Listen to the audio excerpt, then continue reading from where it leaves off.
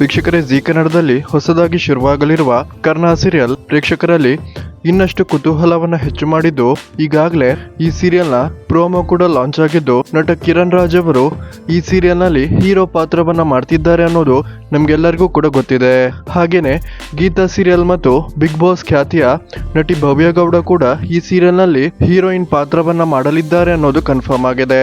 ಆದ್ರೆ ಇದೀಗ ನಾಗಿನಿ 2 ಸೀರಿಯಲ್ ಮತ್ತು ಬಿಗ್ ಬಾಸ್ ಖ್ಯಾತಿಯ ನಟಿ ನಮ್ರತಾ ಗೌಡ ಕೂಡ ಈ ಸೀರಿಯಲ್ನಲ್ಲಿ ಮುಖ್ಯವಾದ ಪಾತ್ರವನ್ನ ಮಾಡಲಿದ್ದು, ಕರ್ಣನಿಗೆ ಎರಡನೇ ಜೋಡಿಯಾಗಲಿದ್ದಾರಾ ಅನ್ನುವ ಸಾಕಷ್ಟು ಕುತೂಹಲವನ್ನ ಪ್ರೇಕ್ಷಕರಲ್ಲಿ ಉಂಟು ಮಾಡಿದೆ.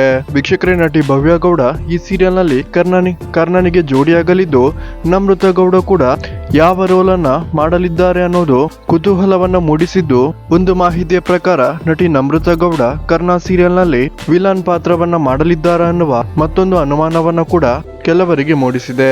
ವೀಕ್ಷಕರೇ, ಯಾರೆಲ್ಲ ಕರ್ಣ ಸೀರಿಯಲ್ಗೋಸ್ಕರ ವೇಟ್ ಮಾಡ್ತಿದ್ದೀರಾ, ದಯವಿಟ್ಟು ಈ ವಿಡಿಯೋಗೊಂದು ಲೈಕ್ ಕೊಡಿ ಮತ್ತು ಈ ಸೀರಿಯಲ್ನ ಬಗ್ಗೆ ನಿಮ್ಗೆ ಏನು ಅನಿಸುತ್ತೆ ಅನ್ನೋದನ್ನ ದಯವಿಟ್ಟು ಕಮೆಂಟ್ ಮಾಡಿ ತಿಳಿಸಿ.